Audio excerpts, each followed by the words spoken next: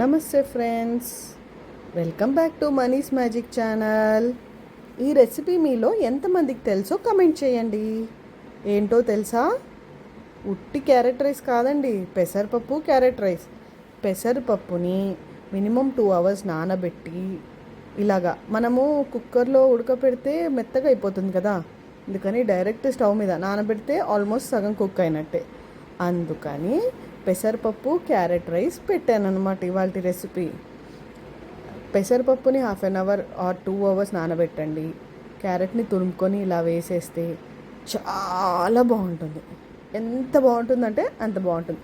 మధ్యలో ఒక 2 spoons, only 2 spoons అంటే చేతితో జల్లాను, 2 to 3 spoons of water add చేయొచ్చు అనమాట. పెసరపప్పు బాగా మెత్తగా అవ్వడానికి, పిల్లలకి ఈజీగా ఉండాలి కదా డైజెషన్కి.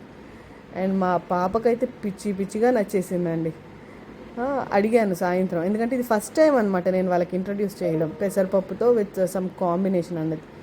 ఇందులో జీలకర్ర పొడి, ధనియాల పొడి, కారం కూడా వేసాను. లైట్గా కారం కూడా చేస్తున్నాను. ఎండాకాలం కదా కొంచెం లైట్గా వేస్తాను, చలికాలం అయితే కాస్త వేస్తాను అనమాట. ఎలా ఉన్నాయి నా recipes? Please like, share and subscribe my channel. And ఇంకా కొన్ని రెసిపీస్తో మీ ముందుకు వచ్చేస్తాను. Bye bye, have a good day.